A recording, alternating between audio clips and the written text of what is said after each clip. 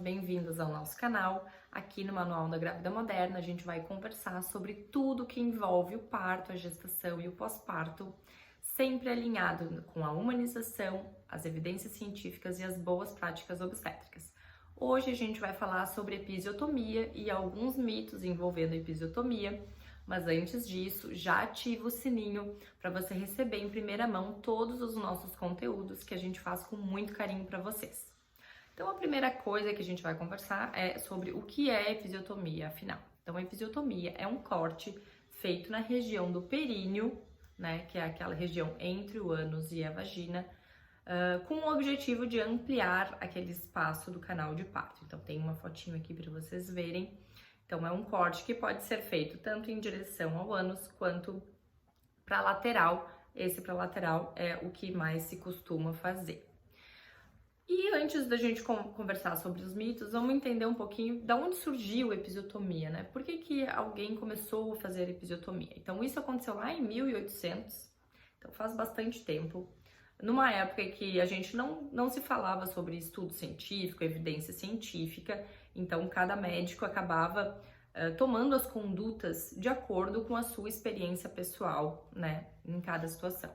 Então, em algum momento, um médico, num parto muito difícil, que ele já não sabia mais o que fazer, ele acabou utilizando o fórceps, né, que era um instrumento que se utilizava na época também, e para auxiliar aquele nascimento, ele acabou pensando e acabou fazendo um corte naquela região perineal para usar o fórceps e ter o sucesso daquele parto que estava sendo um parto mais difícil. Então aí começou a história da episiotomia. Então, ao longo dos anos, né, a episiotomia foi se disseminando, geralmente assim associado com o uso do fórceps. Então, a principal indicação de episiotomia no início era realmente a utilização do fórceps. Então, naquele parto difícil, era utilizada a episiotomia e o fórceps.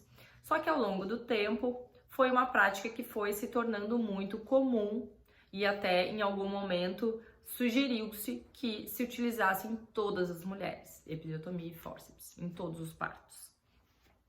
E isso lembrando que era uma época em que não se falava em estudo científico, não se falava em evidência, né? Era tudo baseado no que os médicos praticavam e na ideia que eles tinham em relação às práticas. Então é isso, foi assim que surgiu a episiotomia, né? E ao longo do tempo ela foi sendo feita sem muito questionamento, né? Até que recentemente, em 1970, as mulheres começaram a questionar o uso da episiotomia e foi aí que começaram os estudos científicos em relação ao uso da episiotomia ou não, o benefício ou não da episiotomia. O primeiro mito que eu quero conversar com vocês é em relação às emergências, né? Ao fato das pessoas acreditarem que quando eu tenho um parto que está demorando, que eu tenho um bebê que está em sofrimento, a episiotomia traria um benefício para esse bebê nascer mais rápido e para ele nascer melhor. E isso não é verdade. Então, vocês têm que pensar que a episiotomia é um corte na região final da vagina ali, né, no períneo, que vai pegar a pele e uma musculatura muito superficial, tá? Essa musculatura superficial não impede o bebê de nascer. Não é essa musculatura que está segurando esse bebê para nascer. Muito provavelmente esse bebê está com dificuldade para nascer porque ele não está conseguindo passar em algum plano ósseo, né? O que segura o bebê para nascer é osso, não é músculo. O músculo é muito fácil de rasgar. Então, com a força de um bebê nascendo, aquela musculatura superficial, se ela estiver atrapalhando a descida do bebê, ela vai romper, né? Então não é a episiotomia que vai fazer com que esse bebê nasça mais rápido, né? Se ele não estiver conseguindo progredir no canal de parto, é muito provavelmente que esteja relacionado a alguma questão óssea, alguma questão de posição do bebê e não ao períneo, não a uma musculatura superficial muito frágil, né? Então, assim, nesses casos em que eu tenho uma emergência, em que eu tenho uma necessidade que esse bebê nasça com mais rapidez, a episiotomia não faz absolutamente nenhuma diferença nem na rapidez com que o bebê vai nascer, e nem que o bebê vai nascer melhor ou pior em relação à episiotomia. Então, o que realmente tem impacto nesse momento, que realmente vai abreviar o nascimento, vai fazer com que esse bebê nasça melhor e, consequentemente, mais rápido, é o fórceps, tá? Então, o fórceps é que tem essa capacidade de fazer com que o bebê nasça rápido e aí ele tem mais chance de nascer melhor no caso de um sofrimento fetal. A episiotomia não tem nenhuma diferença nessa situação e isso é comprovado cientificamente já. Então, esse mito de que o bebê vai nascer mais rápido e melhor não é verdade, tá? Outra coisa que está bem relacionada nessa questão do impacto para o bebê é em relação ao parto prematuro.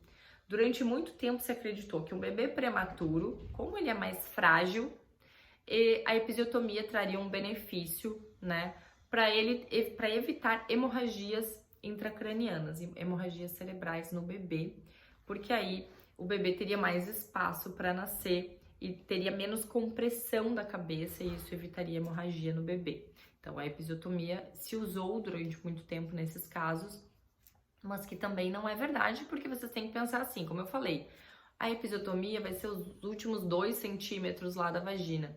O bebê tá passando pelo canal vaginal 10 centímetros antes, né? Então ele tá já com a cabeça sendo, né, comprimida, naquele espacinho mais apertadinho, durante todo o canal de parto.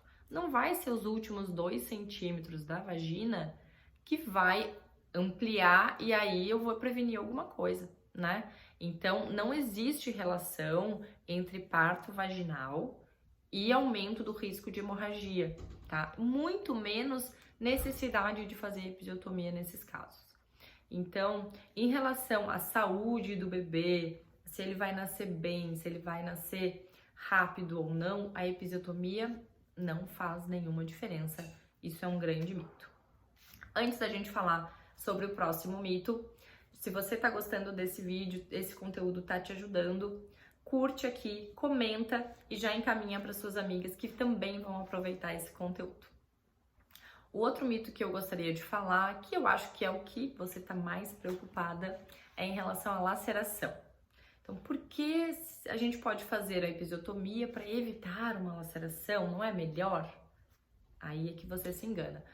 A maioria das mulheres tem medo da laceração mais grave, né? Aquela laceração que a gente fala que vai, né, que rompe toda a parte do períneo, toda a musculatura entre o ânus e a vagina e abre, né, e junta tudo, né? Abre até o ânus. Essa é uma laceração a mais grave que a gente pode ter, que é a laceração de 4º grau, mas ela também não é tão comum, tá? Ela é uma laceração mais rara e ela tem alguns fatores de risco associados com ela, principalmente a utilização do fórceps.